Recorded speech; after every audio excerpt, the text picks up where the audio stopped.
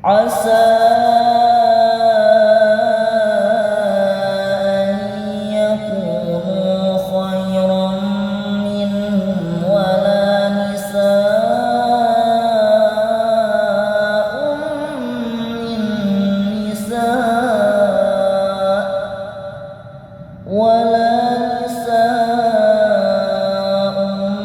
من نساء عسى أن يكن خيرا منهم ولا تلمزوا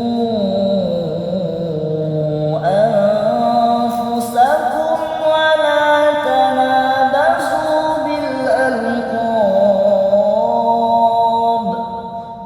بئس الاسم الفسوق بعد الإيمان ومن لم يتب فأولئك هم الظالمون. Bismillahirrahmanirrahim. Assalamualaikum warahmatullahi wabarakatuh. Sahabat mayoris yang dirahmati Allah Subhanahu wa taala, kita sebagai makhluk ciptaan Allah tentunya tidak luput dari yang namanya kekurangan. Karena kekurangan merupakan suatu hal yang wajar yang pastinya melekat pada setiap diri manusia. Oleh karena itu, jika kita melihat seseorang yang memiliki kekurangan, hendaknya kita menghargai dan menerima mereka, bukan malah menjadikan mereka sebagai sasaran sebuah ejekan. Pada ayat yang telah dibacakan barusan, Allah Subhanahu wa taala melarang umat Islam dari saling mencela atau dalam istilah populernya disebut body shaming. Baik body shaming terhadap sesama gender ataupun lintas gender. Karena bisa jadi orang yang dicela tersebut justru lebih tinggi derajatnya di sisi Allah Subhanahu wa taala daripada orang yang mencela. Dinukil dari kitab Tafsir Al-Munir karya Syekh Muhammad Az-Zuhaili bahwasanya ayat ini turun berkenaan dengan Bani Salamah. Ketika Nabi Muhammad datang ke Madinah, beliau tidak menemukan seseorang pun di antara mereka kecuali orang yang memiliki 2-3 nama julukan.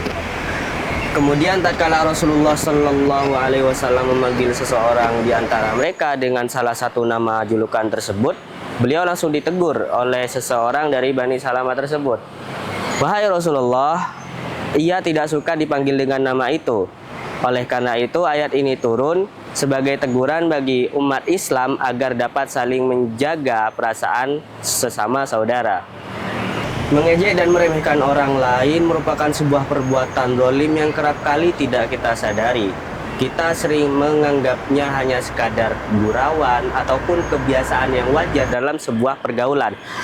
Padahal dalam perspektif Islam, hal tersebut merupakan sebuah perbuatan dosa. Allah Subhanahu wa taala melarang keras orang-orang beriman dari saling mengejek karena hal tersebut dapat menimbulkan dosa baru, yakni kesombongan.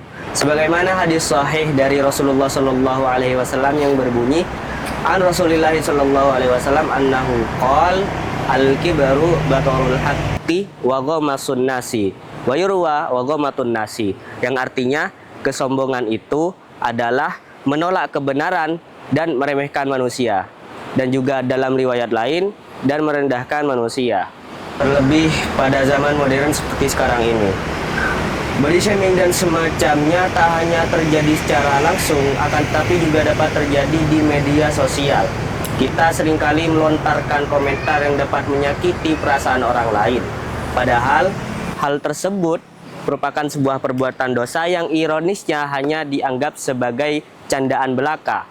Sebenarnya, bercanda dan semisalnya hukumnya boleh-boleh saja, asalkan tidak sampai melebihi batas, seperti tidak sampai saling mencela satu sama lain. Karena bercanda dengan model demikian itu hanya akan manis di awal, akan tetapi pahit di akhir. Hal ini selaras dengan salah satu bait Nazom Tarbiyatus Sibyan karya Kiai Haji Muhammad Habibullah Rais yang berbunyi, la tubsiril mizaha inna bada'ahu halawatun adawatun akhiruhu. Jangan terlalu banyak engkau bercanda, sebab bisa bertengkar dengan sesama.